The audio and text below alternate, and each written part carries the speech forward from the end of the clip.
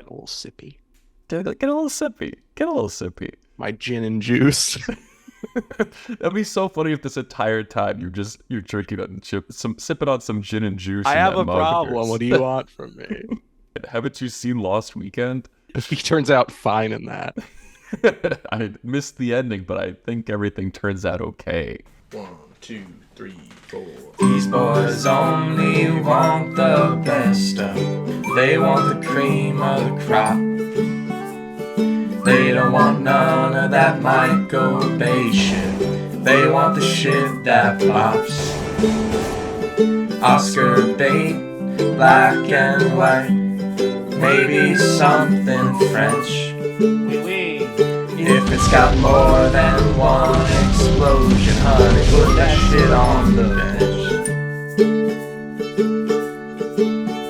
Oscar wieners, Oscar wieners, Oscar wieners. These boys are the Oscar wieners. Yum, yum.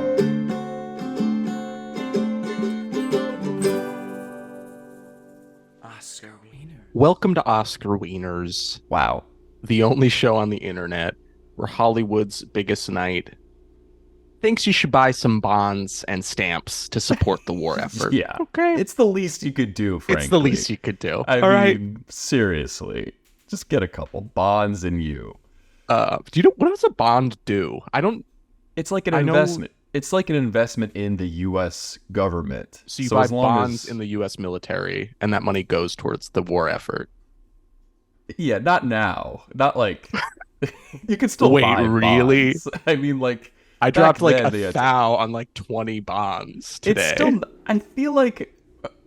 Please, I hope you're not coming to this show for financial advice, but I think it's still like probably a decent financial investment, because like the value of the government goes up. That's not an accurate thing to say, I don't think, but it's buy some bonds. Just buy some. Do your duty as a citizen and buy some goddamn bonds, okay? James or otherwise. So this is a show where every week we kind of talk about bonds. Yeah. We got all the Their latest efficacy, their use, their misuse. Much misuse. Trust us, we've learned. No, this is a podcast where every week we pick a Best Picture winner at random. No and order. try to figure out if it's Best Picture Worthy. Nice. Thanks. This week we're talking about the 1943 Best Picture winner, Mrs. Miniver. She's spoken for. Don't even try it, fellas. Directed by William Wyler, Cool name. starring Greer Garson as the titular Miniver. Why are you chuckling? Because I feel like I took like too much of a pause. I like a little bit. See, now you're calling on me to explain I'm why I'm sorry. giggling, and I was having a little lapse, and I was like, wow, this is like a 2 out of 10 embarrassing. But now it's like a 7. Yeah, now it's gone up. Sorry, I see a crack. I gotta chip away at it. Greer Garson stars as the titular Miniver. Her husband is played by Walter Pidgeon. His name's Nice. Clem. Wait, that's his name? His name's Clem? Clem Oh, yeah. Miniver. Okay. 2 of the kids are pretty young, but the main one, who's like in college, he's going to Oxford, is played by Richard Ney. His name's Vin. Were you surprised by Vin's appearance? I was surprised by how old Vin was. Yeah, like the outset of the movie, you've got a young couple with 2 small children, and you're like, okay, this is their family life. And then all of a sudden, Vin is introduced, and I'm like, he's their age. Like, how old were they when they had Vin? Like 2? Yeah, so Vin is like, I guess, supposed to be like, no, they actually say it in the movie. He's 20. Yeah. And the other 2 kids, the They're second 18 oldest, and 19. They're just really people just small. looked like that in the 40s. They said, or what? The oldest of the 2, the daughter, she's like maybe 9. And then the little, Oh, 8. yeah, you're right. Yeah. and then the little boy Toby, who's a little freak, and we should talk about it. He's like Excuse me. 5. Toby's adorable. I love Toby. No, Toby's really cute, but he's like, "What if we all die?" And he starts laughing, and you're Yeah, like, "Are you okay?" it's kind of a menace. He's kind of a Joker type character, which I do respect about him. Yeah, but he's a cute little guy. Yeah. So the basic setup is just sort of following this family as World War II breaks out and sort of upends their comfortable way of life, and the ways they cope with that. And Right. Vin, He uh, goes off to fight. he joins the Air Force, and that's sort of a source of tension too. But it's really just like hanging out with this family. It's not like very plot heavy. It's sort of just like, Right. yeah, We don't see fighting or action. It's just everything that happens at home. yeah. I did find That's it why, funny how yeah, the opening crawl describes them as a middle class family, and then you see their house. Their house is fucking enormous. They're like, I'm like, this is middle class. This is insane. they have They have, multiple like people serving them. yeah, they have like chefs and a butler. Like, what the? This is how people were living. Yeah. And then, and then the whole opening thrust is like, he buys a car. Mr. Miniver buys a car that's like maybe too expensive for them, but he splurges. And then Mrs. Miniver buys a hat that's maybe too expensive, which is also the worst hat I've ever seen. Right? It's really bad. It's atrocious. It's hideous. It's like this weird like fur thing, like a tail on the back. It looks like a bird on her head. It looks like a bird on her head. It's awful. And she's like, "Oh, look at this hat! Isn't it beautiful?" It's like such like classic like the wife's spending, but actually the husband's spending too. Like it's sort of stuff like Classic. that. But it's the movie's fucking 80 years old. Yeah. But also it's like a really good version of that. It's like charming. I think the performances are really good and charming. Yeah. You like the So characters at the core of it, so it's yeah. tolerable. Andrew, what's your before we go through the movie anymore, what's your Big. relationship to Mrs. Miniver? First of all, it sounds pretty accusatory, and I resent your tone. I have not had it. I've not even. You're sort of the milkman coming over three times a Don't you day. fucking dare, okay? I'll. Speaking of fucking interference in a relationship, though, can we talk about Mr. Ballard, who's the angel from It's a Wonderful Life? Yeah. He's trying to bone Mrs. Miniver, huh? I don't know if he's trying to bone her. I do think he's like has like a big fat crush on her though. Like I don't think he thinks I don't Yeah. think he thinks like Mrs. Miniver is gonna be like, yeah, I'm absolutely gonna, no offense to Ballard, but I don't think Mrs. Miniver is gonna ditch Clem, who is fine looking. He's a Yeah, 7 out of 10. That's Um, mean. He's not so Ballard, bad. she's like, I'm not gonna ditch my husband for this older guy who, whatever.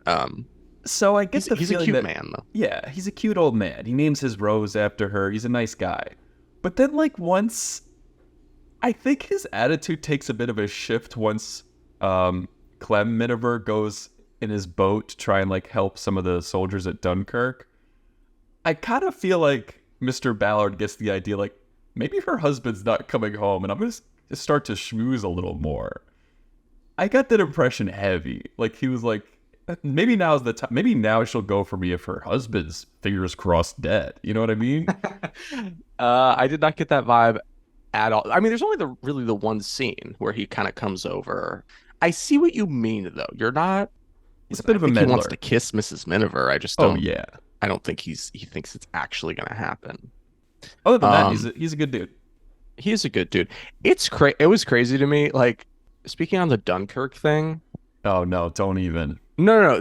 Well, I have to invoke the titular Dunkirk, directed by Christopher Nolan. Right. It's fun to imagine where this movie, because the movie doesn't actually take you to Dunkirk. It just sort of like is like all of these boats Yeah. meeting up, and then like the British military in like a battleship being like, "Hey, we kind of like need your help. So do you Yeah. mind?" Civilian boats. These are like people yeah. who live in the little town. I like to imagine where that leaves off. You just pop in Dunkirk by Christopher Nolan, and you just that's like a movie within the movie. So you're saying that Mrs. Miniver is part of the Nolan cinematic universe, Absolutely, the NCU. the NCU, Yeah. absolutely. I do like that take. I do. I also think it's funny. Like I was I was like, it's crazy that this movie is able to just like fit Dunkirk into it. Yeah. Like a huge historical important event to British people, to English people. Um it's just like kind of in there. And like it feels natural, but it's just like kind of funny. I was like when all these boats were like gathering, I was like, is this Dunkirk? Are they about to pull a Dunkirk on They're about in to this movie? they're about to do a Dunkirk joint. Yeah, I think that's kind of the idea of the whole film is that like they want to introduce historical things that make that give it context. It's like Dunkirk is happening, but we're not even going to focus on that. We're comparing the importance of that to the importance of the experiences of civilians at home. Right. You know, like these things maybe are not like as important, but like we want to focus on this and highlight this story that maybe hasn't been told yet necessarily. Yeah, even that's crazy to think of. Like thinking about this movie being made, it was made so early into like World War II. And like Yeah, like it's like this stuff is still so this like I don't know exactly when Dunkirk happened, but it happened very recently, like to when this movie is made. And it's just like, I don't know. It's so weird. Like we're probably gonna watch a lot of these where it's like, oh, that like just happened and now they're making a movie about it. it is kind of Which I what guess like happens now, but it's still like it it just feels like because does. World War II is like so it's like monumental. It's like obviously Yeah, like a huge important historical thing. but it's weird because now it almost feels like it's in poor taste. You know, like I can't think of a Hollywood example that's done a great job.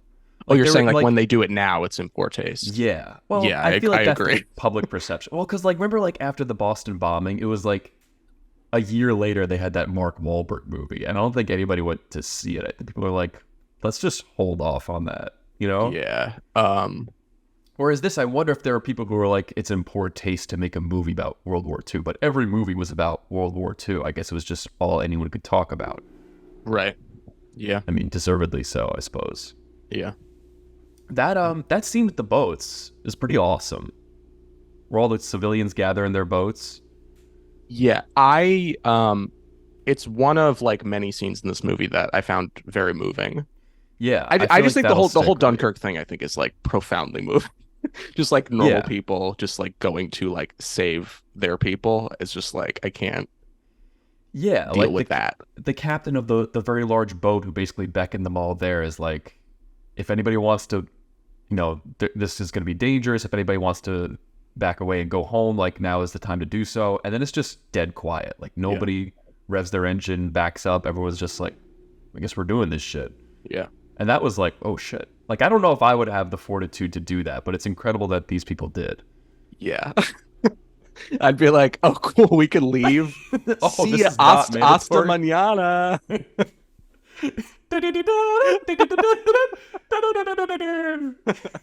It's just you peeling off into the night. Jesus.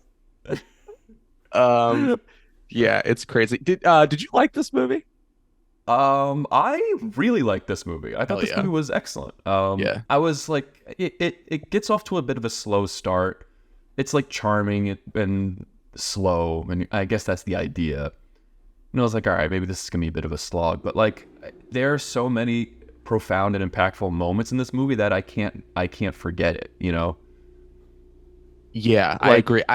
Sorry, go ahead.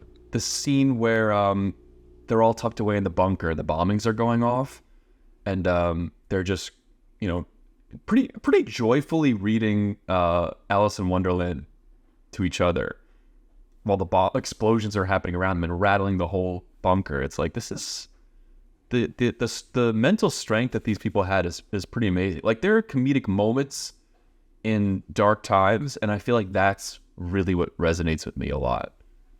Yeah, well, there's that great line. I think it's basically the thesis of the movie is Mhm. like, so Vin and not Lady, Carol Belden, played by Yeah, Teresa Wright. yeah. They kind of spark up a romance, but it begins as all enemies to lovers stories do, with a little bickering Mm, and a little disagreement. yeah.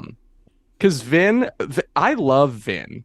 I Yeah, Vin's a identify great with character. I identify with Vin so much because he goes to fucking school and learns about the world and is now like mom and dad, your fucking dinosaur way of life and the way you think, all this frivolity and all this Yeah. bullshit. And like it's like, who are you, kid? You're wearing a suit. Like Yeah. you come as much from this place as, anybody, you little Yeah. stinker. But I love his youthful naive way of like uh breaking down like structure, like the way structures are like corrupt and Yeah, stuff. he I just he think it's like learns in funny. college that everything is shit, Bad. basically, and he's like he wants to tell everybody about it, which Yeah. rightfully so. And And it's everybody's funny because so like annoyed by him. yeah, well, no, but like except for Carol. Carol, like he directly calls her out, and she checks him immediately, and it's like pretty fucking cool. It And is he really and he cool. and he and as a testament to his character, he like learns from it immediately and gains respect for her. That's a great point. How So many I yeah. buy their romance. Also, Carol is like the first person in any of these old ass movies to be like, "Why don't you pump the brakes, pal? Like, I didn't write you back because we've only met like 2 times." Yeah. Yeah, Which because I at some respect point too. it's alluded to that like I guess he proposed in a letter to her that he wrote to her because she goes away to Scotland. So he like Right. that's like the assumption. And she's like, chill out. This is our third time meeting ever. Yeah. Um, He's like, "You didn't write me back." Vin says, I wrote down, he says, like, is now a time for frivolity?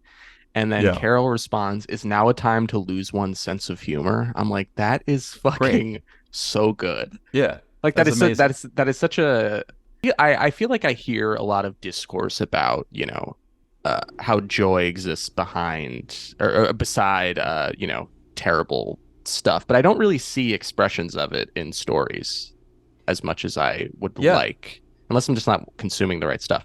But it's like I do think this is a really good movie about how you like allowing all parts of life, like joy and sadness and all that stuff to exist together. I think it's really interesting. Yeah, I agree wholeheartedly. I feel like there aren't a lot of stories that touch on that aspect of it. It's like either this is a happy story or a sad story, and there's no in between. Um, I think joy amongst sadness is you have to. It's case by case. You can argue that sometimes it's in poor taste, but I feel like that shows strength in a lot of ways, and Yeah, I think this movie exudes that strength. yeah, And it was nice. It was nice to see it. Like after they surface from the bunker after that night of a lot of bombing and their house is basically destroyed and the dining room is just completely gone. Clem Miniver is like, well, I was hoping to redesign this place anyway, but guess the Germans did it for me. I was cracking up. That's a great line. yeah. It's a joke that is like it's like perfectly pitched Yeah. at just the right level where it's like, oh, actually, that's not in poor taste. That is just like that's like Yeah. a great deflator of like this horrible thing that happened. Um, Until unfortunately the horrors do become insurmountable. yeah, this movie, I don't, obviously because I'm not, we're Americans. Shout out. Shout out. We've never had a war here, at least since the Revolutionary War, which I was at, but which I sort of Really? slept through, believe it or not. Yeah. You missed one. You missed a good one, I brother. was too busy reading like fucking The Merchant of Venice. Honestly, solid read. um, but yeah, like it's crazy, and this is a very I feel like naive thing to say, but you know what? I'm gonna be naive. It's Do it. crazy that to live in a place where war is going on and like you have to just like Nuts. exist. Oh yeah. Like you have to just like make fucking oatmeal, and also like there's like fucking gunfire happening like 100 miles away. Like that's insane. Your life revolves around oatmeal, dude. It's Yeah, becoming a problem. it's sort of a tenet of Oh my God. fucking diet. Addictions. Um, It is a bit of a downer in the end. see, It, here's we're sorry, gonna go ahead. we're gonna spoil it. Are we gonna spoil this? Yeah, absolutely. All right. So Um, spoilers inbound. They do a bit of a rug pull because the entire time I'm like, this is what I was gonna say. Vin is a fucking dead man, right? Yeah. It's so obvious. It's Yeah. like he's so bright-eyed. He's so I'm gonna take on the Germans and join the army, and like we're gonna get married, and like everything is like kind of happy. And like this dude is a dead man walking. Like he's got no shot. Yeah. Only for him to actually return home and find out that Carol has died. She dies in a plane. Like there's like a Flyby? dogfight A happening flyby, above yeah. them. Yeah, above them, and then she's hit by A straight bullet. stray bullet. And it's and sad. It's really sad. it's fucking horrible. Yeah, it It's really so is. bad. Yeah. Yeah. Because she was kind of this source of relentless positivity, and then like her light gets snuffed out, Yeah. and it sucks. Yeah. It's something where when it happened, I was like, I don't know why I didn't expect that because, like you said, they're talking about Vin, their fear of Vin dying. Like the entire family is talking about their fear of Vin dying. Lady Belden, who is Carol's grandmother, part of her objection to Carol and Vin getting married is that she married a soldier when she was 16 and he died when he went to war, and like she's doesn't want that to happen to Carol. And she's kind of right? Listen, she makes a good point. Because like up to this point She's in the movie, trying to protect her granddaughter. right? But she's also portrayed as like this snuffy, snobby, rich person who doesn't really care for anybody else and is kind of grumpy and generally not a nice lady. Yeah. And then like she drops this one point how like she doesn't want Vin to marry her granddaughter because like he's a soldier and like could cause her a lot of heartbreak. And in my mind, I'm like, maybe she's got a point. Yeah. I mean, at this point, I thought Vin was a dead man walking, so I was like, yeah, he's gonna die. So Yeah. I want to get back to Lady Belden and the Rose competition. But yeah. So I don't know why I didn't expect it because it's like they're talking too much about Vin dying that like I feel like there's going to be some kind of like the movie so far had been like kind of way better than I expected. Like I think this movie is really, really great. Yeah, totally. And so yeah, when Carol dies, I was like, oh fuck me. Yeah, it's brutal. It's brutal. Even her death scene is like so sad. Like she asks excuse me, I'm burping, Mrs. Miniver to get her water, and then like she just like dies when she goes. It's just like yeah. I don't know. War is bad. War is bad. We said this before. I think war should be illegal. Wow. We haven't gone that far yet, but I will second outlaw that and just war. go ahead and say outlaw war. So yeah, hopefully somebody is listening. Hopefully somebody hears our prayers. Yeah. A lot of creative use of lighting and cinematography, like the scene where movie she's looks shot. really good. It looks really good. The scene where Carol gets shot, she's in the car with Mrs. Miniver, and you see like the hole from the bullet that was shot through the roof. There's like a little light that's shining on her face, and you're like, oh, that's like a cool little trick. And then when Vin comes home, he wants to visit his now deceased fiance. He kind of woefully. Oh, they got officially, yeah. Yeah, they get married. His wife. He kind of woefully steps up the stairs, and you kind of wonder like how they're gonna portray his solemnness and sadness, and like you just see the light from the door open in his silhouette, and then it just very slowly closes. Yeah. And I thought that was so heartbreaking. Like you could have shown him like actually physically weeping, but like I think doing that instead is way more creative. The Minivers, not including Vin, but like Clem and Mrs. Miniver. Does she have a name? What's her first name? Do we know? So interestingly, I found it odd that they didn't give her a first name, but then I think there's a reason, because she does have a first name. I think it's Kay, and the only person who calls her by her first name is Carol. Right. I think it's maybe because like she's one of the only people in the movie who understands Miss Miniver's experiences.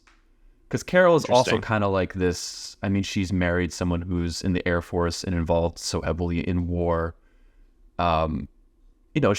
She's like the quote unquote housewife stereotype. But Right.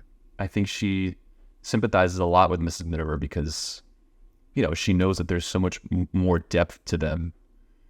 So That's she a good calls her point. Kay, and I think Right. that's kind of like an acknowledgement of the depth of Mrs. Miniver. I thought that was Right. really neat. I mean, that's my interpretation of it. I don't know if that's what No, they I like that. intended. That's good. I also it could also be because Carol's a Mrs. Miniver too when she Yeah. marries Vin. Yeah, So it's that's a good like point. it could be whatever. Um, but so Mrs. Miniver, Kay, Kay. and Kay and Clem. Every kiss begins with Clem. So uh they're sitting down, whatever. They're talking about the war, and then one of their servers, I think her name's Mrs. Gladys, or it's just Gladys. Who cares? Who gives a shit? Am I right? Am I God, right, you know who I folks? love? The bourgeois. You know who I hate? Everybody else. No, I poor. think her name's Gladys, but she's like crying while she's serving them. Also, kind of crazy at the Minivers. So, because Horace, Gladys's, I guess husband or just like boyfriend, whatever, he's going off to fight in the war. Yeah. The Minivers, they don't give Gladys the night off for that. They're just sort of like, hey, could you pour me more water?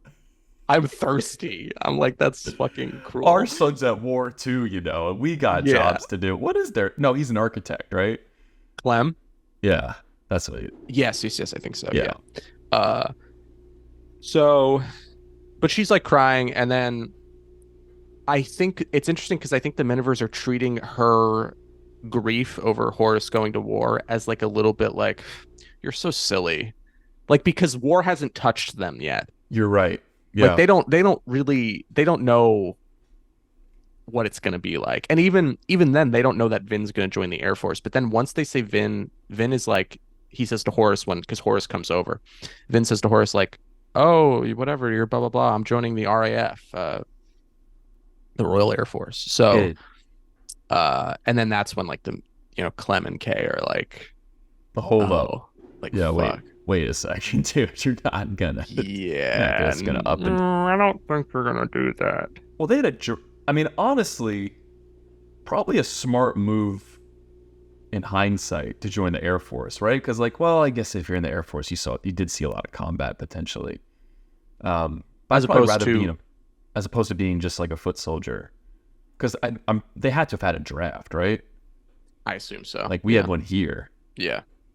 So probably better off that you get to choose your path, your route, rather than just get drafted into it. Right. Yeah, I thought that was interesting. Just like the way the subtle shift in the Minivers, like even when Horace comes over, they're like, oh, good luck. And it's like, he's literally going to war. Good luck doesn't even cover. I mean, like, what are you going to say other than good luck? But it's a little bit like, I feel like they just don't understand. Yeah, well, they didn't know. They didn't know the severity. They thought maybe things would blow over in a couple months, and they did not. In fact, one might argue that even the filmmakers thought this would blow over in maybe a couple of years. Like it's weird to make a retrospective on an event that's still like very much ongoing. Like this came out 1941, 42. 42. Yeah. Like you got some years to go, bud. Yeah. And I don't think they really knew that. Like they didn't even know how bad it was going to get. Yeah.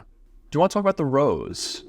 Yeah, the Rose. I just think Lady Belden is such a who plays her? Lady Belden. Some old lady. Played by fucking old woman. That's crazy that her name is that. May Whitty. God, that's an old name. I just think her character's so interesting because, like, you hate her up front because you're like, wow, she's just like you said, she's like sort of a snooty rich lady who sort of looks down on the Minivers who are also rich. Like they're middle class, but like they're rich. And you find out she rigs a rose growing competition so that she wins every year. Yeah, that sucks. That does suck. Ballard is the first to enter a rose against her in like decades. He's like the first real contender. Well, because his rose is like he's like he's dirt. You know what I mean? Ballard is Yeah, a he's like dirt a man. fucking blue collar. Like he's like a station, Yeah, works at he's like like the train station. he's a regular guy. Yeah. Um, this movie, I think, goes. It allows people a lot of depth, like you were saying Hmm. with Mrs. Miniver, Totally. and Lady Belton is no exception because the way the kindness because she wins the rose competition. She gets like a note from the judges because she has that power. Yeah, she wins every year. She wins every year, and then Mrs. Miniver is like, "Hey, like you've won it like 60 years in a row. Maybe you should let this guy who like has way less than you, Yeah. like like just do him that kindness and let him like have a win today." Yeah. And she does, and it's like incredibly sweet. It's so Um, moving. That actually did move me to tears. yeah, Like when it's she announces his name as first prize, and then everyone in attendance kind of knows what she did and gives her the standing ovation. Like to see your own kindness met with such a warm response is so beautiful. yeah, And you can see totally. she's kind of tearing up, and it's just a great moment. Yeah. It is really good. And then like you find out like 15 minutes later that Ballard died like an Yeah, he's hour after fucking that. dead. I guess because of like, air like German airplanes or whatever. Like Well, they didn't say. He might have just died, you know? Like maybe he was just so excited that like his heart couldn't take it and just yeah. passed. But and like yeah, when I heard that I was like, holy shit, Yeah, that that's was big. horrible. Yeah. But also nice. It's nice that like he had this win right before he died, I guess. But, Yeah. I wish Ballard was still alive. R.I.P. King. Your Bless rose up is in King beautiful. Heaven, baby. Bless up, baby. Your rose is beautiful. Your Should we rose will talk live on, briefly baby. about the fact that a German soldier invades Mrs. Miniver's home? Yeah. Yeah, why not? Let's go ahead and talk about that. I don't really have anything to say about it except like it's crazy. And again, like so many scenes in this movie have like such an interesting arc and like sort of I had a mix of feelings watching them where it's like I do feel like at first I'm scared of the German soldier because he has a gun and he's being scary. He's pointing it at Mrs. Miniver. But then like I think Mrs. Miniver at some point in the scene also does feel like she's scared of him, but also does feel bad for him. Is like, he's injured, he's like starving, he's thirsty. Yeah, he's a bit of a sympathetic character at first. At That first. so I wrote down I wrote down, I like how you start to feel bad for the German soldier and then he starts spouting all his bullshit and you're like, oh yeah, he's a Nazi. Yeah, like he's talking about like 1,000-year Reich and shit like that. And you're like, literally fuck off. You know what? Actually, I hope you don't make it. How about that? I also find it so interesting that they took that turn. Like in my mind, I'm like, okay, they're gonna go with the lens like, oh, this is a soldier too. This is a lot like what we're experiencing on the Allied side. We should maybe be sympathetic to a few of these people who are maybe fighting against their will. Right. But then it turns out he fucking sucks and he's a Nazi asshole. Yeah. Yeah. Like I wonder why they made that decision. Like maybe it's just like to compound onto like Mrs. Miniver's struggles, which I appreciate because like she's the title character of this movie. Like it should be about her in a sense. Yeah. So I like that they kind of shifted the focus back to her. It's like, no, this is something that she has to deal with, is like she feels the need to help this person, and it turns out he sucks. He's a terrible guy. Yeah. And it's like, how do you kind of come to grips with that? And then Clem is like, is he actually mad at her? When he slaps her ass? Yeah, when he's I slaps didn't her ass. understand that action at all. I'm like, No, is he not pissed? even a little. Is he like he's like, "Oh, you bad girl," and he smacks her on the tushy? I I have have no idea. I don't know. I tried to I rewatched that scene a couple times. I was like, I really don't know, because like he's not continuing to be mad. He's just like, he kind of does that. It seems like he's being aggressive and then kind of is just like goes back to being a positive person again. Yeah, like in the same scene, I think like Mrs. Miniver like goes downstairs because like he slaps her on the bum, and then like one of the servers comes in and is like hey, you're needed. Like I think whatever, Miss Miniver, you Yeah, need to then come downstairs. that's gone then. And That then whole Clem, like when she goes, when Mrs. Miniver leaves, he like kind of like chuckles. I feel like I remember him doing that, and I was like, that's weird. I don't understand it was the emotions weird. running through this scene. Yeah, I didn't know what to make of it, but I like that they didn't end up tarnishing their relationship because I liked their relationship. I thought it was actually better than a lot of the shit that we see in some of these movies. They actually Um, basically treat each other with respect, other than a bum slap, yeah, which might have been flirtatious. I don't not know. sure. Not Jury's sure. out. Jury's out. Yeah, jury's taking a long lunch on that one. But yeah, I think that was the scene with the German soldier is probably the first one where, that was like the first like really striking scene to me in the movie. Right. Like she's giving him, aid, she's giving him bread, she's giving him milk, and I gotta What's call attention to it because the milk of it all? I'm like, what is this fucking obsession? Like we've like after an evening out to dinner, a couple retires to their New York apartment. Woman comes out of the kitchen, suggests a rather unusual nightcap, and brings out a tray of 2 milks. Why are you relitigating the gentleman's agreement episode? It still haunts me. It's still, at first I thought it was insignificant, maybe an isolated incident. I'm over it. But now Everybody loves milk. my fucking eyes and ears are tuned to this shit now. And every movie I see, I'm like, there's some milk, there's some dairy, there's this shit. And now I think it's becoming a bit of a problem. And if you'll allow me to do so, He's going after Big Dairy. I'd like to share my screen for a moment. Oh shit. Is that Gentle Milk's agreement? Jesus Listen. Christ. I don't know if this is gonna fuck up the video, but I just put maybe a little too much brain power into this last night. I direct you to Exhibit A. I don't really know what to say at this point. I mean, 2 protagonists enjoying a nightcap of 2 milks. It's a little unusual, right? We've gone over this. We've rehashed this. We've discussed this. Yeah. This is fucking obscene. Mrs. Milkiver. Nazi brazenly chugs a lot of milk. What, like, if you watch this scene, it's just like, he's just guzzling it. He just wraps his mouth around the fucking spout and is just like, can't get enough of this shit.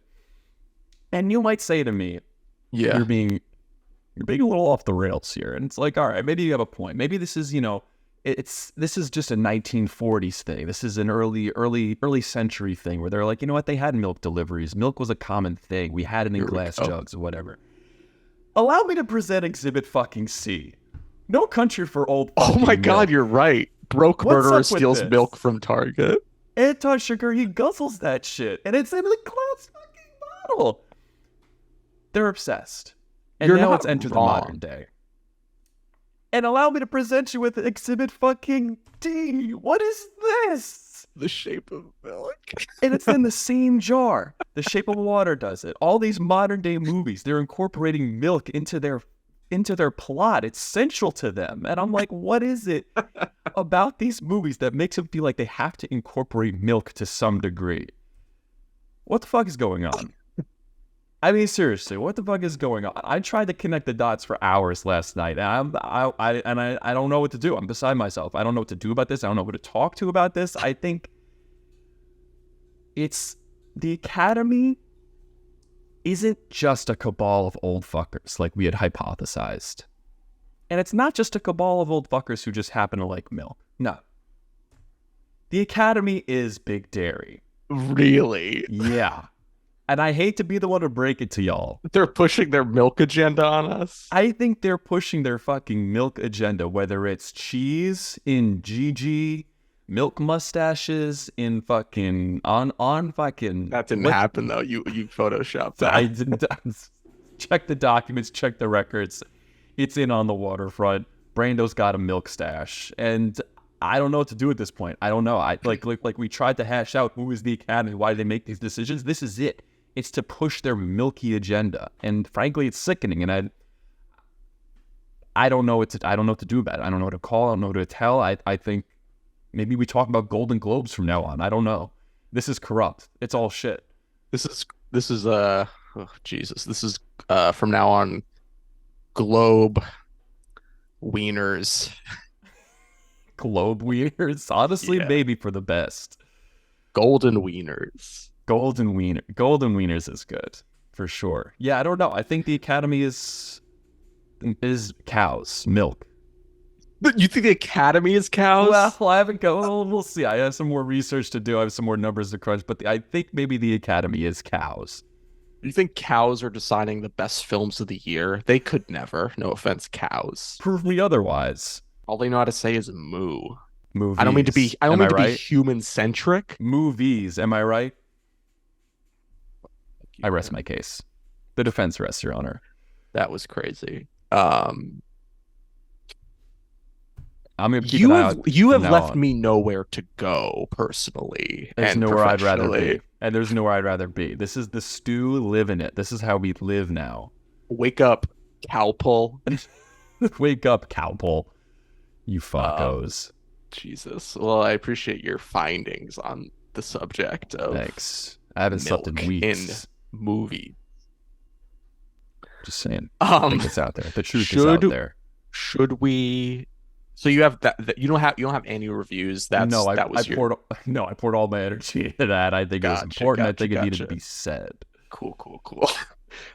Any final thoughts on Mrs. Mooniver? Yeah. Mrs. Milkiver. Other than being a source of not war propaganda, but dairy propaganda, I think it's a really good movie.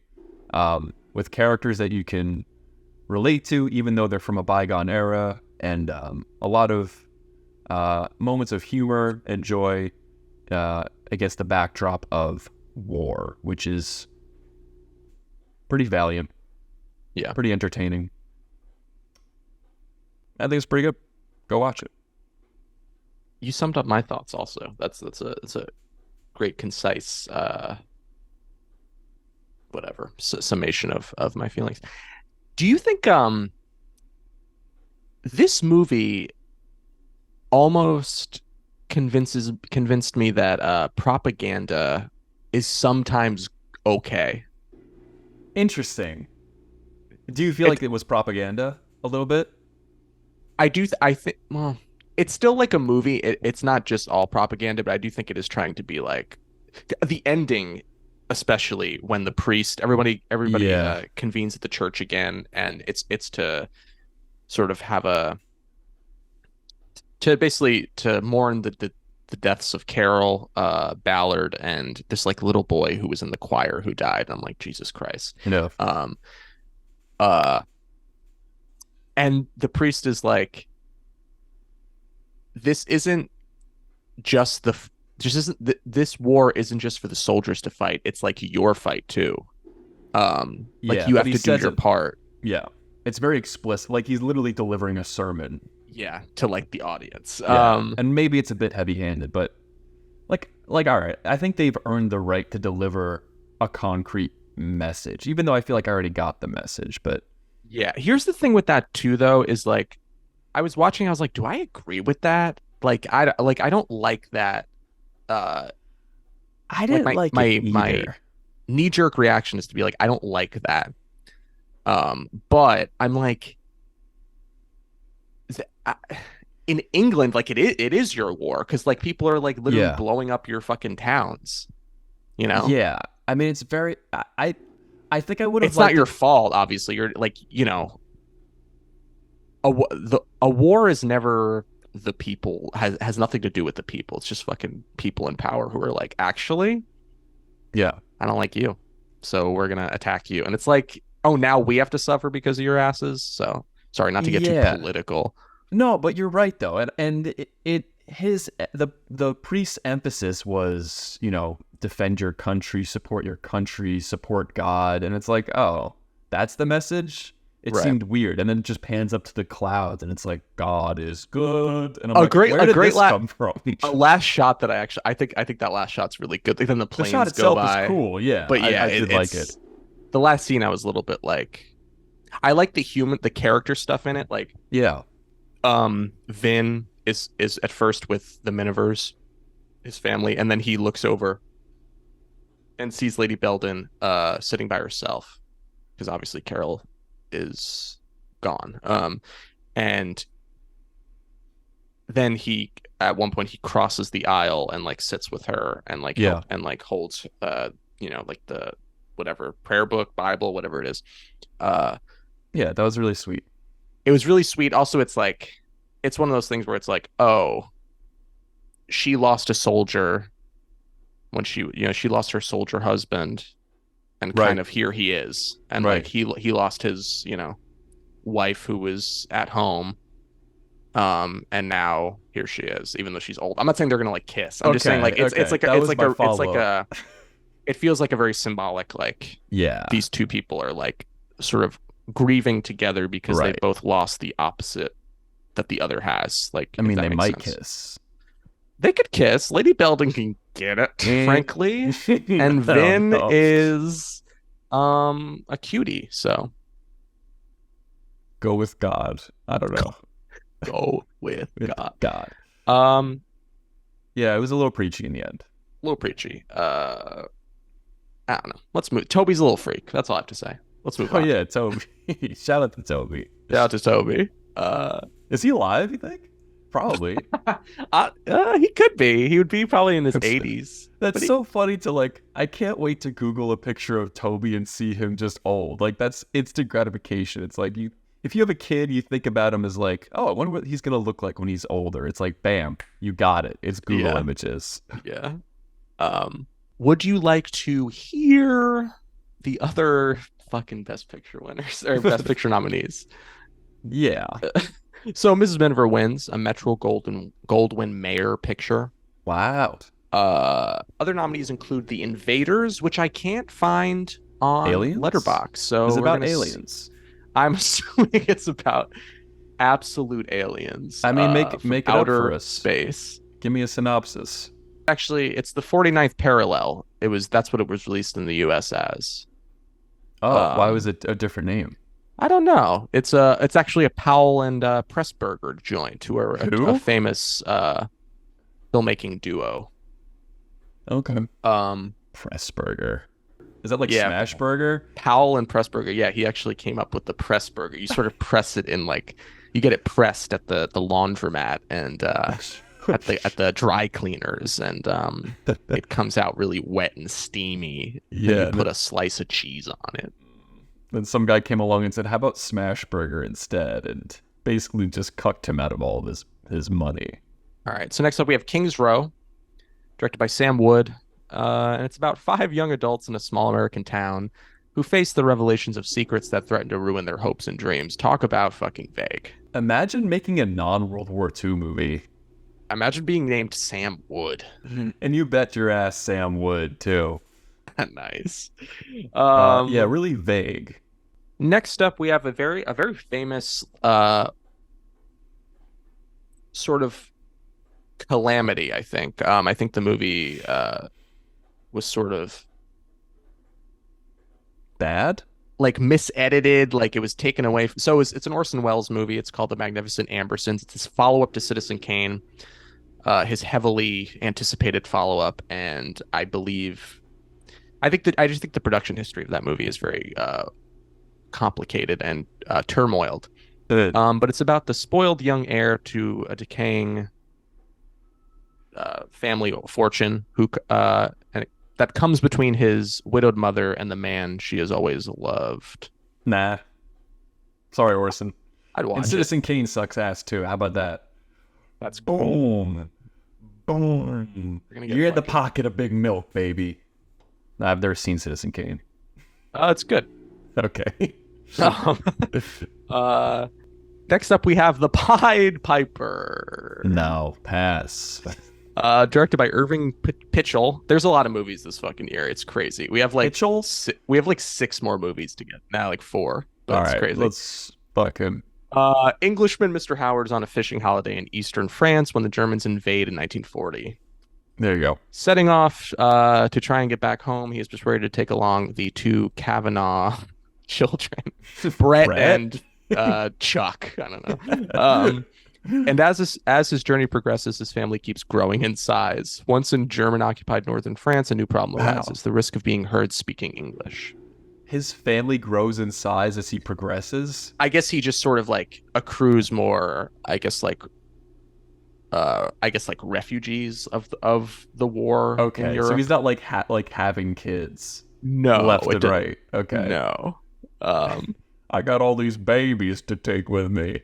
you're gonna love this shit. All right, next up, next nominee, another Sam Wood joint, if you can believe it. Wow, prolific. The Pride of the Yankees. Oh. The story of the life and career of the Baseball Hall of Famer Lou Gehrig. Oh. Lou Gehrig's played by Gary Cooper, and Babe Ruth is in it playing himself. God, that's so fucking cool. crazy. That's so cool, dude. Like I could watch a movie where I could just see Babe Ruth moving around and talking. I mean, you could say that about Michael Jordan. He was in Space Jam. I mean, I guess there's a different vibe. But but fucking Babe Ruth's old.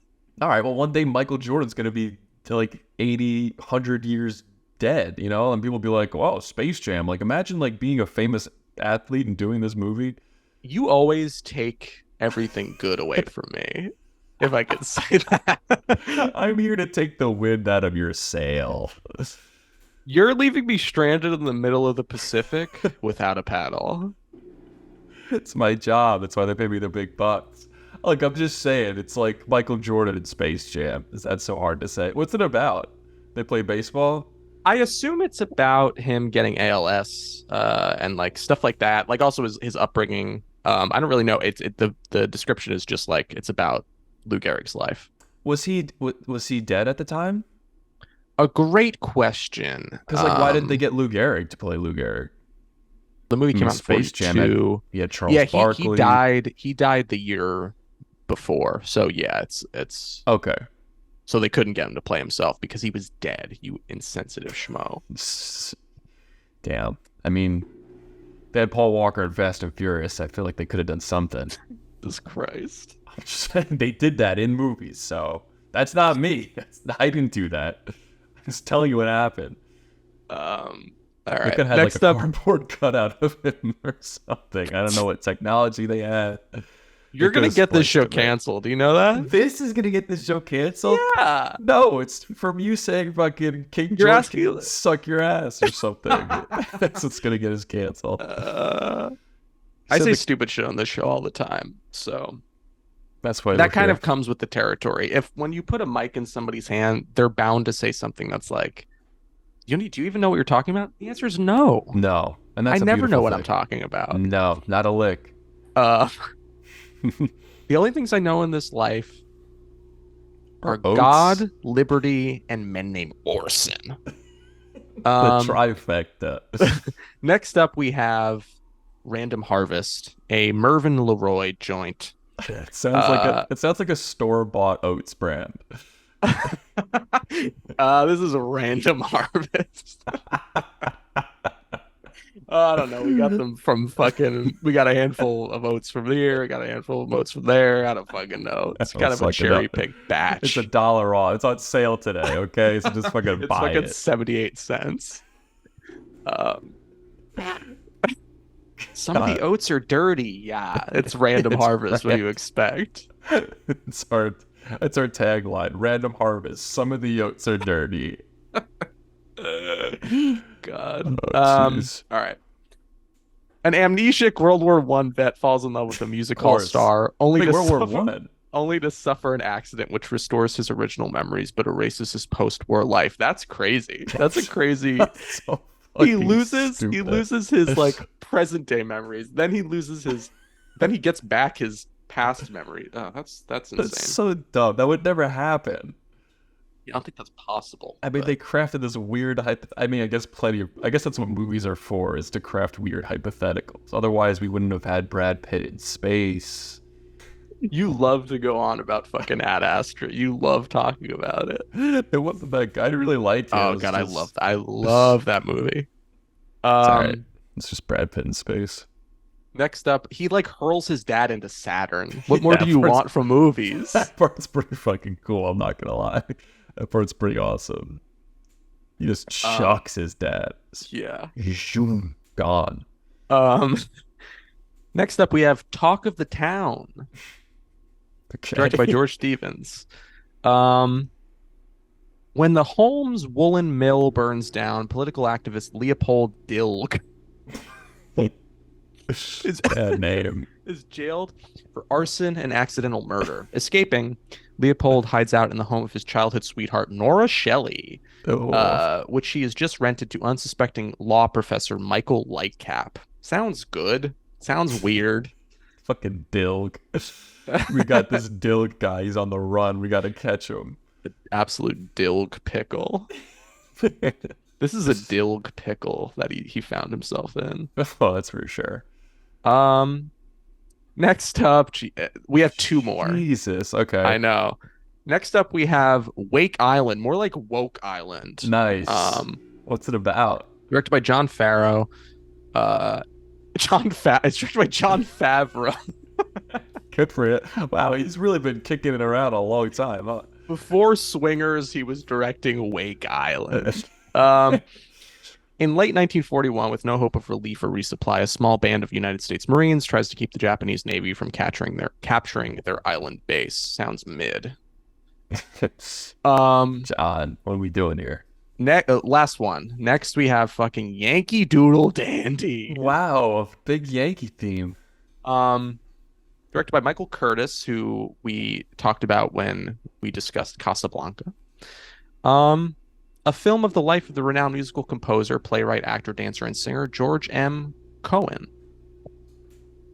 That's it. Lost Cohen brother? Cohen father? Grandfather? That's Cohen, Cohan. The Cohens are Coen.